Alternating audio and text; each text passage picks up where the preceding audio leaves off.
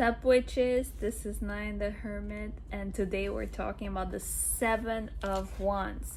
So we are continuing the project Connecting with the Tarot. You can use the hashtag to follow on Instagram for Connecting with the Tarot.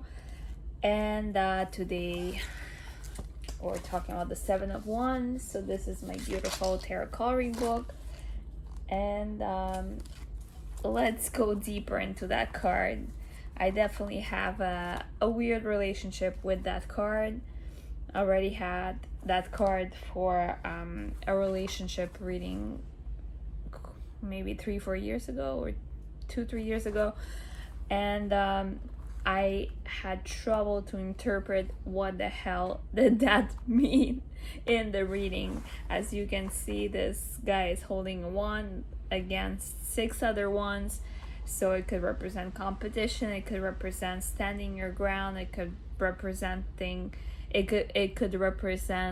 standing for what you believe in and things like that. And today I would like to start, I'm actually introducing a new book. I just decided that I'm gonna pick some meanings from the Kitchen Tarot by Melissa Cynova, which I actually enjoyed.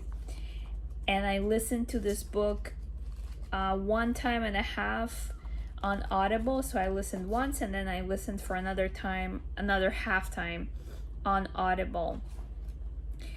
It's one of the only books available about tarot on Audible. The other ones, they don't seem that great, and I hope there's gonna be eventually more books about tarot available as audiobooks, because I love to listen to books while I go to work, or just in my free time while you cook. You can also listen to the audiobooks. So let's go to some of the meanings from the Kitchen Tarot for the Seven of Wands.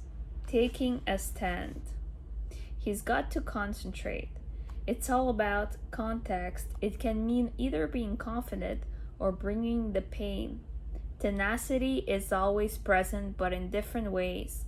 You've got your goal inside and you're doing what you need to take care of it. This comes up a lot in readings in which a sibling or close friend or a family member is tossing roadblocks in your way. The serious meaning of this card is that someone is threatening you or your loved ones. And here she's talking about the sentence, you may not treat me like this. You may not bring that negativity into my life. You may not touch me. That's a no. So you may not stand your ground. The message of the card. Sometimes you have to square your shoulders and tell someone to get the hell out of your face, and there doesn't have to be any politeness about it. So being firm, standing your ground. And now let's go to the Ultimate Guide to the Rider-Waite Tarot. Let's look at some of the keywords. So I'm only talking about what resonated with me. There's much more in this text. Hecticness, being in a struggle. The position, the pose of the figure.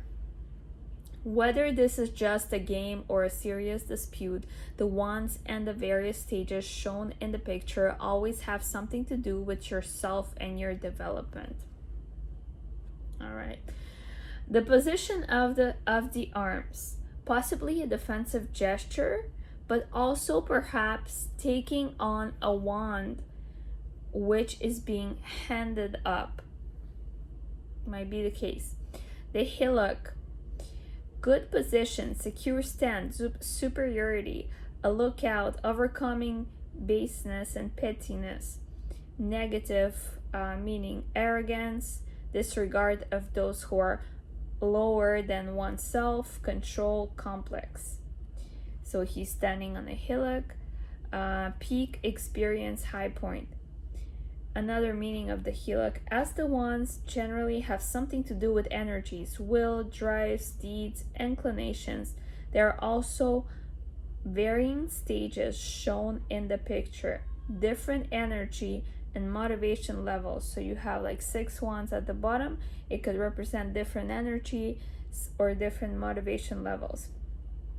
The perspective from bottom up. You have worked your way up. The Six of Wands at the bottom represent the ladder, career, which you have climbed, and or task which you have to face, and which will raise you to a new energy level. So this is the ultimate guide to the Rider-Waite Tarot.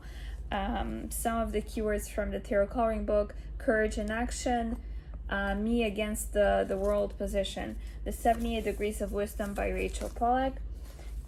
Some of the meanings for the Seven of Wands: we see the battle itself and the effect is exhilarating. Wands expect to win and usually do. We become defensive and committed to fighting through an earlier experience of winning, staying on top. And if you can see in this card, there's he is wearing two different shoes. Some of the books say it's because he was unprepared to fight, or he was so eager to go and jump on that hill that he forgot which shoe he should put. Or it could represent a way to trick your opponents and like present them with different shoes. I'm not sure how to explain this to you, but it can be seen in different ways. And I'm just watching the whole day I've been watching the World Divination Association conference. So it's a conference for 2 days online. Every hour there's a presentation, so the whole day Saturday I have been watching these presentations. You can Google it up, World Divination Association Day. And in one of the presentations there was somebody talking about the suits and the colors, so the costumes of the cards and the colors. And the person was saying so about this card, the blue sky behind, it's kind of their rationale, so they have to sort of think and plan their actions. The green and the yellow, it's their activeness, and the orange tights as well. And the shoes could represent the difference in the shoes can represent their way of tricking people into believe that they're somebody they're not, or like to trick people basically. So that was the summary of what the person has said on the World Divination Association Day about this card. I'll let you know who the person was in the subtitle or the comment on the video. Now let's go to the reversed meanings. Let's start by 70 degrees of wisdom. Reversed indicates sinking into anxiety, indecision, embarrassment. The card warns against indecision. Tarot coloring book, some of the reversed meanings: the confidence is gone, defeat, indecision.